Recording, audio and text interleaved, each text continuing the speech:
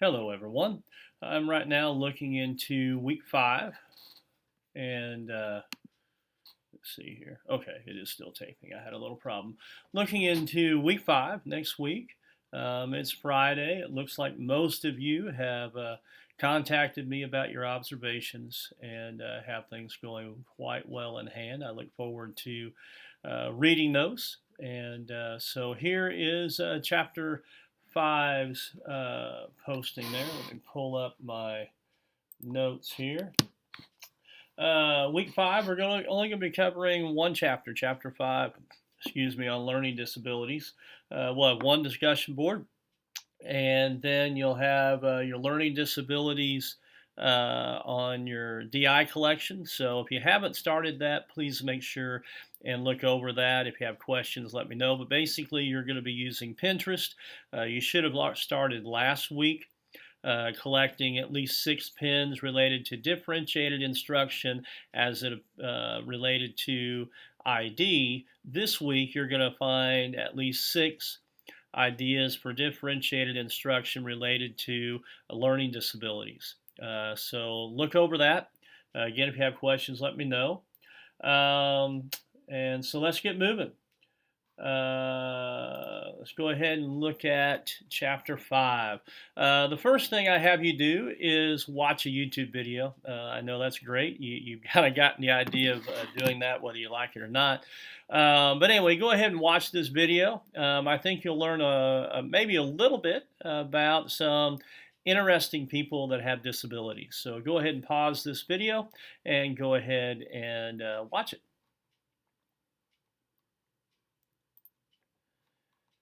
All right, I guess you're back. I thought it was interesting. I've actually used something similar to that in one of my classes when I was talking to students. Many students, they're down, they have a disability, they don't have good self-worth about themselves, they don't feel good because they have a disability, they think they aren't as good as everybody else. And I like to have students, I've even had students do report on somebody that has the same disability that they do that may be, a figure in everyday life that they don't know. So anyway, let's go ahead and look at chapter objectives. You're going to list 3 criteria that most states use to identify LD or learning disability, and I'll kind of shorten that probably throughout this term. State the characteristic that encompasses all students with learning disabilities. Explain the possible reasons for the recent decline in the number of students identified as learning disabled, and identify 3 suspected causes of a learning disability. Some others that you'll do: describe assessments used to identify students with LD and monitor their progress. Describe evidence-based strategies for teaching reading, writing, and math to students with a learning disability. And I always like to make sure that this video is going there. Compare and contrast typical placements and supports for students with LD. Okay, now I want you to make sure, I want you to go ahead and watch another YouTube video. This one here is actually taken from the perspective of a student with a learning disability. And so my life with a learning disability. Go ahead and pause my video and go ahead and watch the YouTube video, My Life with a Learning Disability. All right. Some students, it's not exactly the most easy to watch YouTube video, but I do believe it gives you a good perspective of the students that you'll have in your classroom and how they might feel with that. So anyway, let's look at IDEA definitions. It's a disorder in one or more of the basic psychological processes involved in understanding or using language spoken or written. May manifest itself in an imperfect ability to listen, think, speak, read, write, spell, or do mathematical calculations. I love these definitions, but includes such conditions as perceptual disabilities, brain injury, minimal brain dysfunction, dyslexia, and developmental aphasia. but it does not include learning problems that are the result of other disabilities or environmental, cultural, or economic disadvantage. And again, if you haven't figured it out by now, items in red you might want to look at because I think you'll see them again. Actually, I know you will. So anyway, IDEA definition continued. Most states require three criteria to be met. Needs to be a discrepancy between their intelligence and achievement, so basically between an IQ score and their academic scores.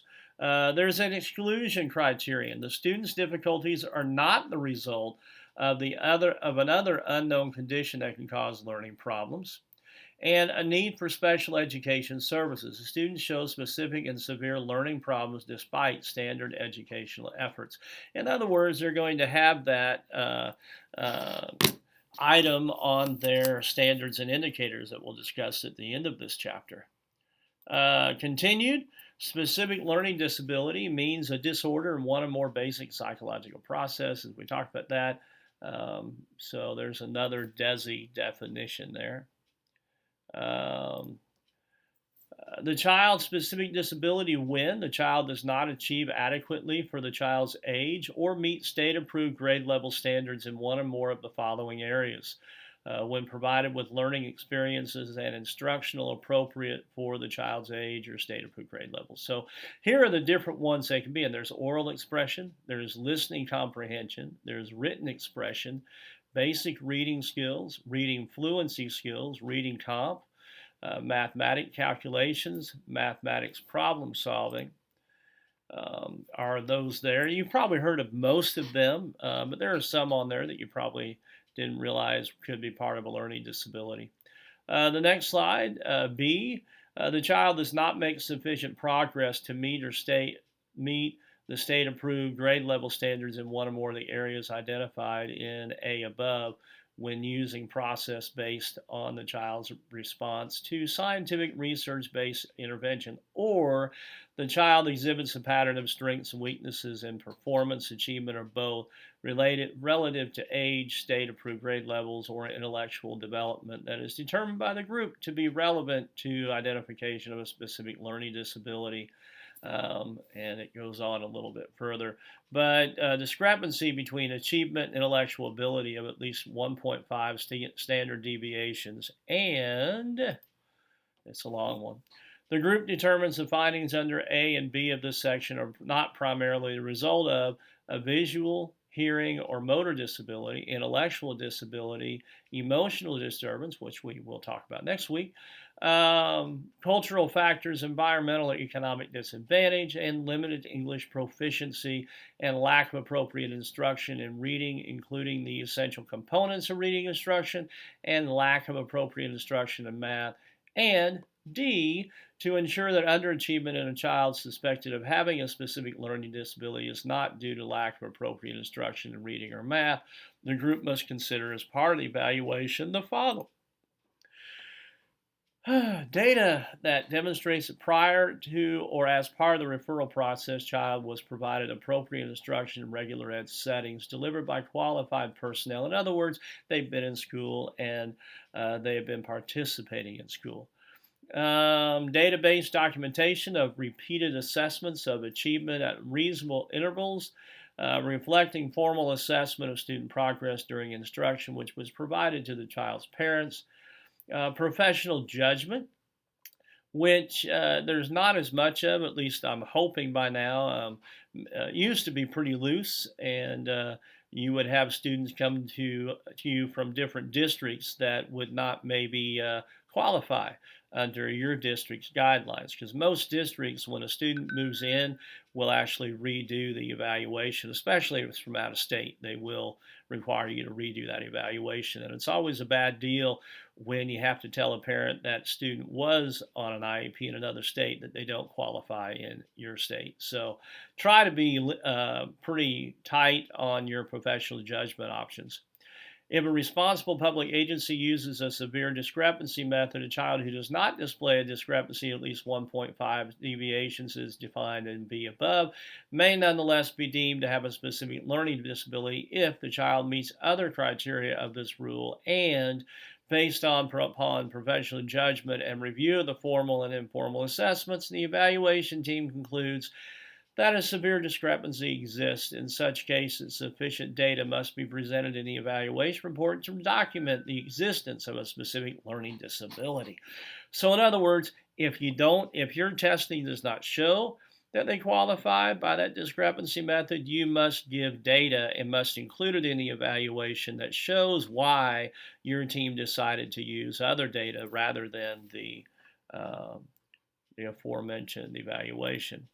And we're still going here. It is the policy of the state of Missouri that any agency using a response to intervention model for the identification of specific learning disability must have written procedures for implementation that, at a minimum, incorporate the guidelines developed by the SEA, which are found on the department website. So, if your school uses response to intervention, you must have data. You must have data that explains why you then believe this child is a student with a specific learning disability. Then there is also the NJCLD definition, and it has the inclusion of spelling as a learning disability. Spelling can be subsumed under written expression. A lot of times in a written expression learning disability, you will talk about spelling. Inclusion of obsolete terms includes terms that are difficult to define.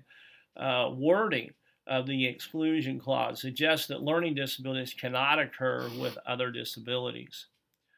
Responsiveness to intervention. A local education agency must use a process that determines if the child responds to scientific, research-based intervention as part of the evaluation process. The responsiveness to intervention approach shifts the identification of a learning disabilities from a wait to fail model, which is what many people have referred to as the discrepancy model, to one of early identification and prevention. Identification and assessment. Intelligence and achievement tests. They measure the discrepancy between achievement and general intellectual ability. And then curriculum-based measurement measures the growth of a student's proficiency in the core skills, monitors progress, is a formative assessment, provides information on the student's learning over time, and also should include a summative assessment is conducted after instruction has been completed to see how they are improving. So intelligence tests is definitely one of those that you're going to want to have, and I would definitely do an update, especially for those that are in high school, to make sure they get an update on that, and also an academic test, typically on all areas, math, reading, and writing, so that you can then, and then if there's any of those other areas that you suspect might be a learning disability, they need to include those also as part of that identification assessment.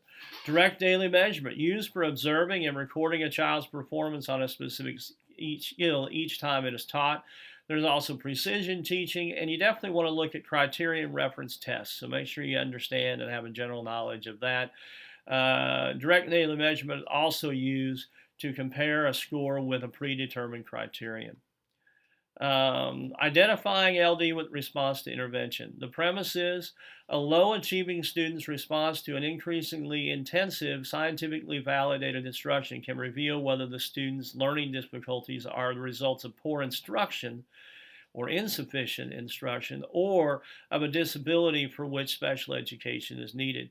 And so generally there are 3 tiers, and you'll want to go through these tiers to get a better idea of what each one is about.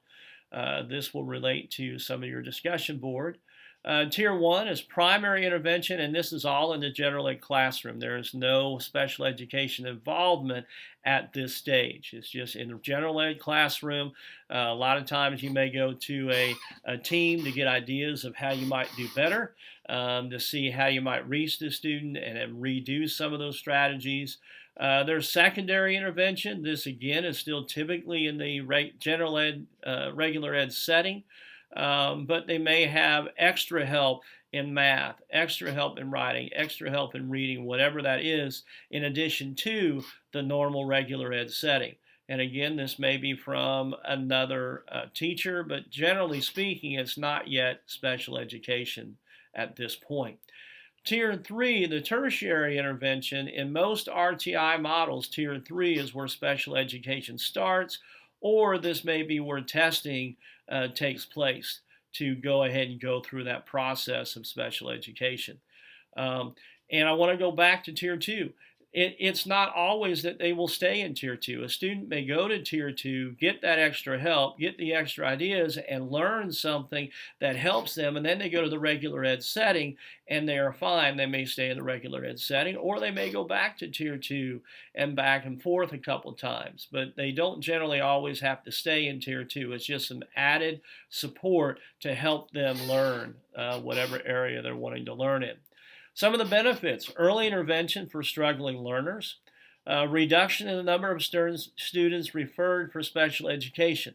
When I first came on as a special educator, just coming out of college, I was really on the, hey, this is what scores need to be, this is what needs to happen. And I'd look through some of the IEPs that I would get, and it seemed like many of the learning disabled students that came in with IEPs, when you really look back at their evaluation, they didn't have qualifying scores. And the overlying idea that came out of that is, as I looked through, it was homework. The student was having trouble getting homework done. They weren't getting it completed. And so, hey, what better way of getting that homework help than to get them into special education? And then they would use that professional judgment. My hope is that this isn't happening as much. That's been 15, 20 years ago.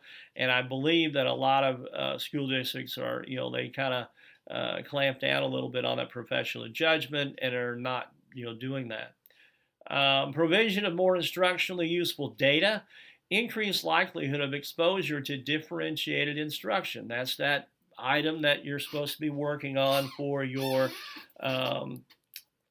DI collection that's due at the end of the semester, actually the week before the final week.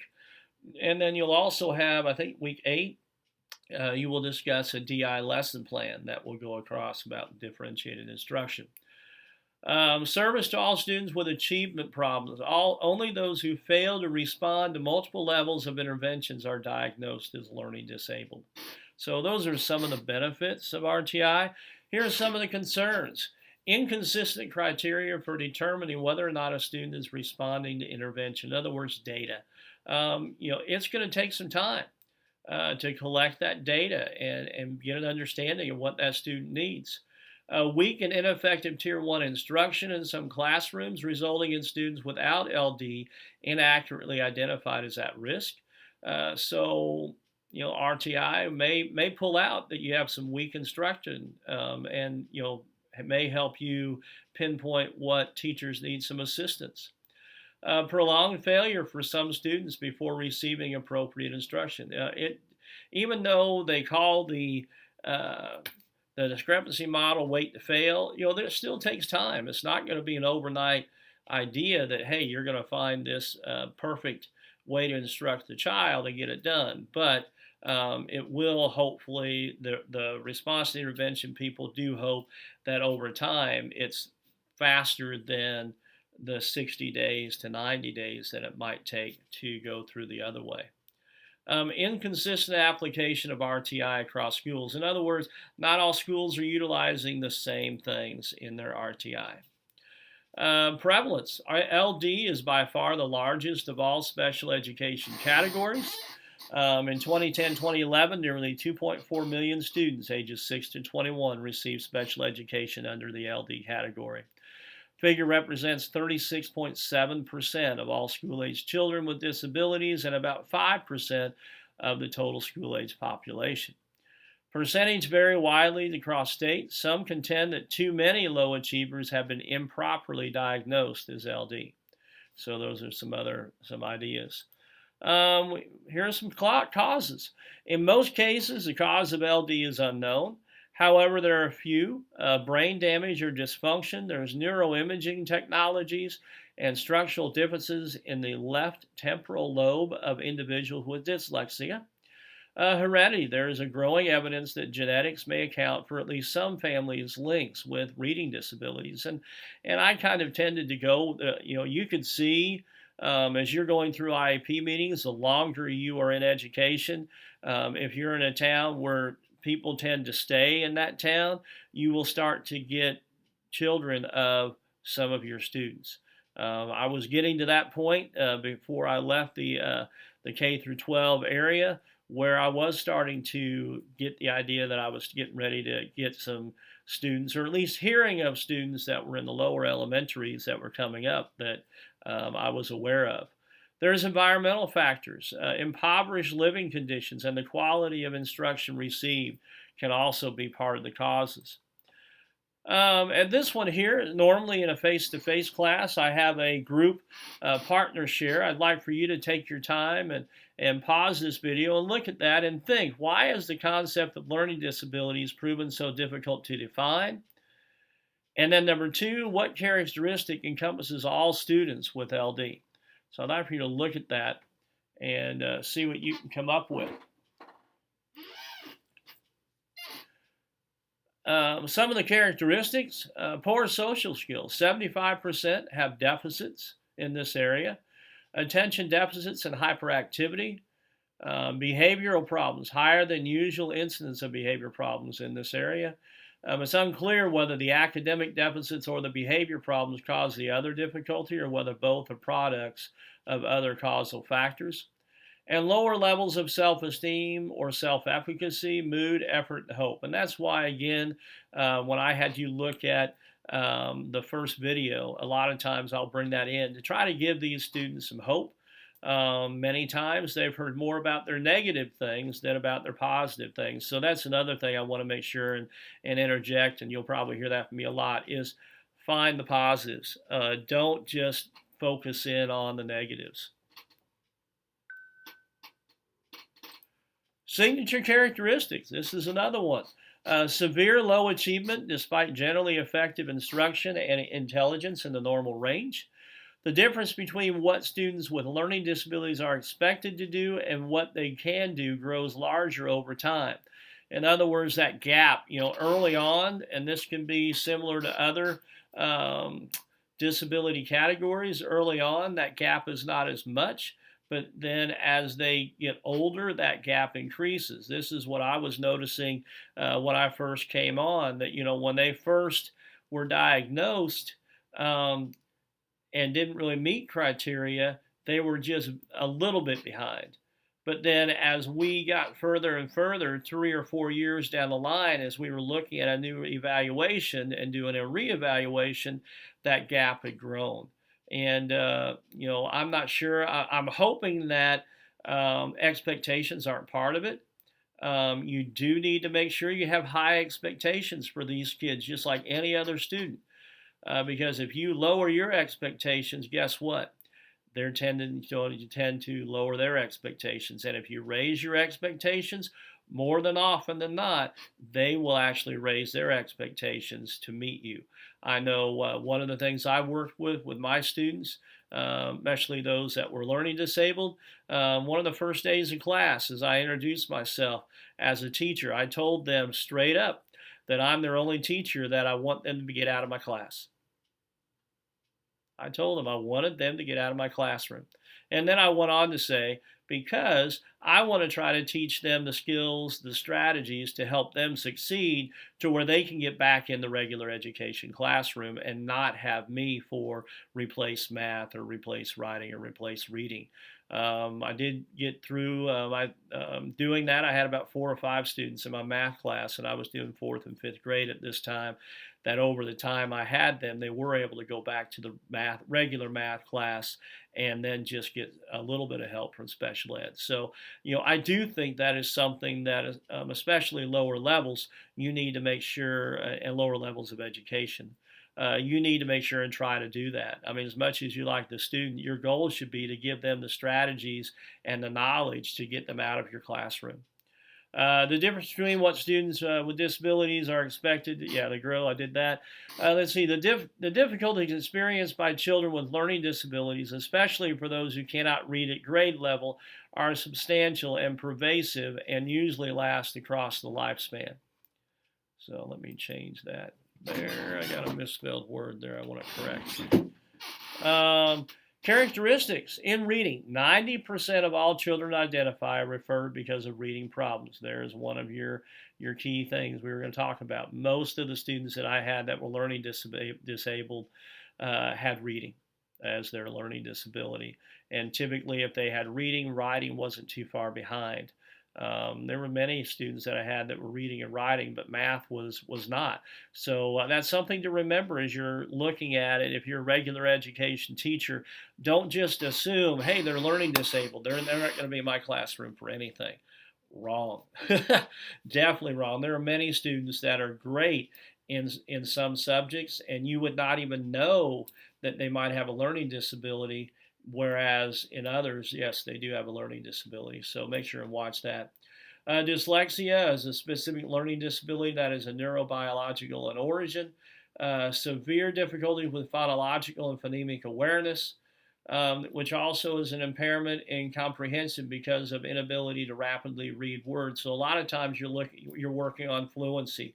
The better fluency the child can have, generally speaking, the better comprehension they will have. So the more they read, the more fluent they are, the better they can be with vocabulary words and spelling, so they can understand those words, the better off they're going to be. All of those seem to play off each other. Comprehension problems related to difficulties with working memory, making connections to prior knowledge, or understanding the text structure. Written language. Deficits in written language perform lower than their age-matched peers without disabilities across most written expression tasks.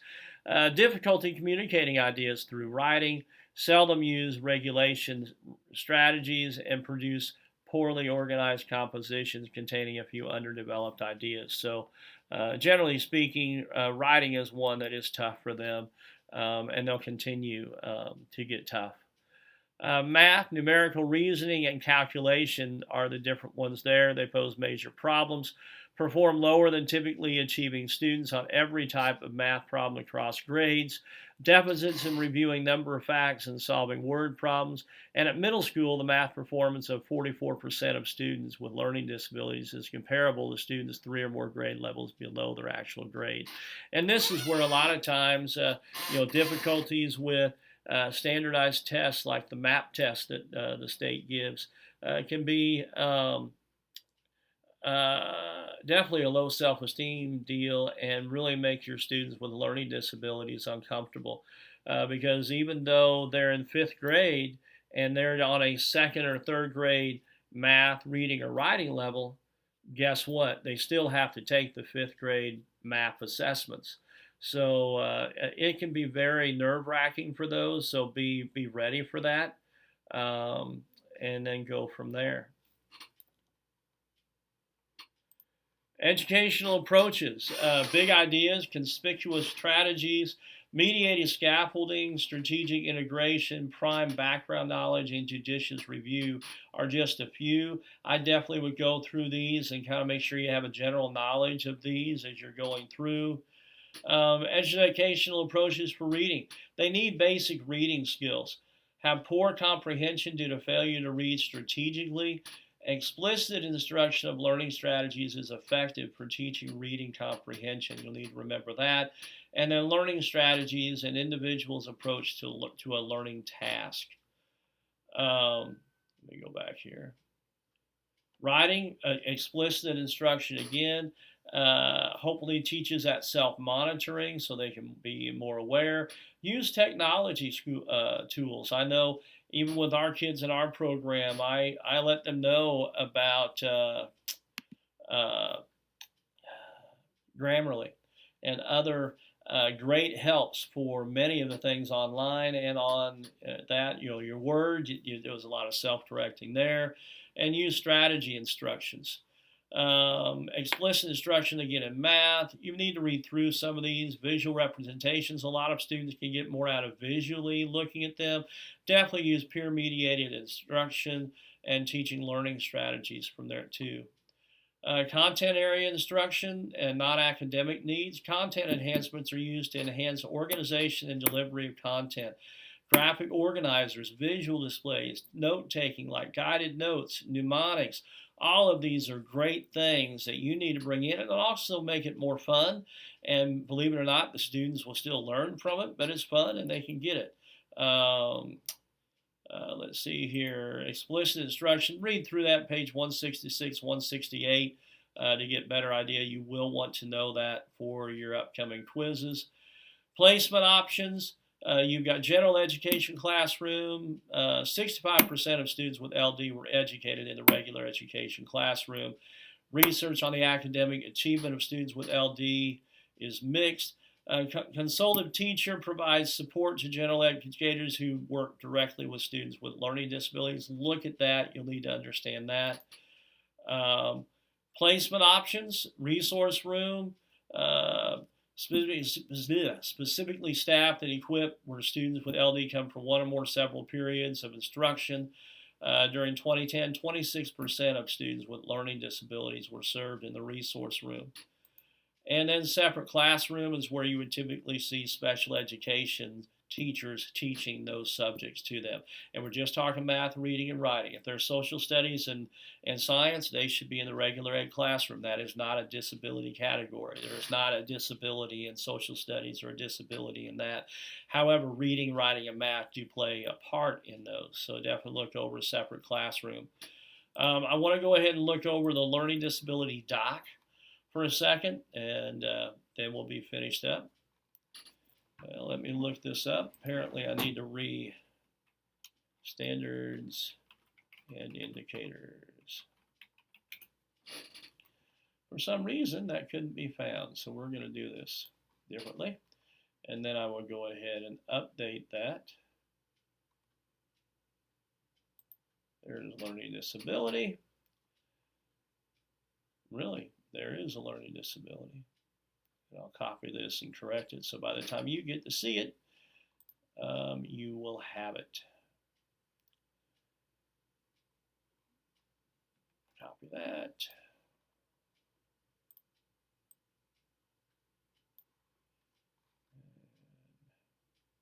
Edit link. Okay, now you should be fine. For learning disability, comprehensive evaluation report. The child does not achieve adequately for the child's skill to meet state approved grade level standards. You're talking basic reading skills, reading comp, reading fluency skills, written expression. These should look familiar. They were in one of those first slides. Math calc, math problem solving, listening comp, and oral expression. Then methods of eligibility. Child does not make sufficient progress to meet age or state level standards in the areas identified below. The documentation must include documentations present, specific learning disabilities were followed, instructional strategies used were student-centered data collection, and then documentation, child's parents were notified, policies regarding amount and nature performance data, strategies for increased child's rate of learning, and parents' right to request an evaluation, or discrepancy method, and those data exhibits patterns of strengths and weaknesses. Documentation must improve the evidence of the pattern and then the discrepancy, or professional judgment. And again, I would watch that, look through the 20F and 20G. And there's a lot on here. I'm going to let you read this because I really wanted to try to keep these videos down to about 30 minutes so that you would at least watch them. But look, it will also include an observation in multiple classrooms so that you can get to see how the student's doing there. Regular ed teacher, special ed teacher, evaluation report talks about that. And the learning disability is not a primary result of specific factors. And it has to have educational need, guys, just like all the others that we've talked about before. Homework, again, you just have the quiz, the discussion board, and a DI collection. Make sure that you get that discussion board done by Wednesday night, and then periodically over the last few days, make sure you come on at least 3 times, and it need to be staggered out so you get that on there. Hopefully by now you're close to finishing up your observation report. Many of you started last week, but hopefully you all are there. I spoke to most students. I think there's only 2 at this point that haven't talked to me. I really would highly suggest, in most of the conversations I've had with students, there have been some aha moments where they, oh, that's what that you mean on that. So make sure and let me know. Next week we're going to be going over chapter 6 on EBD and continuing the DI collection also. So make sure you get chapter quiz, discussion board, and DI collection on 6 topics for LD. All right, I'll talk to you later again, and you all have a great weekend.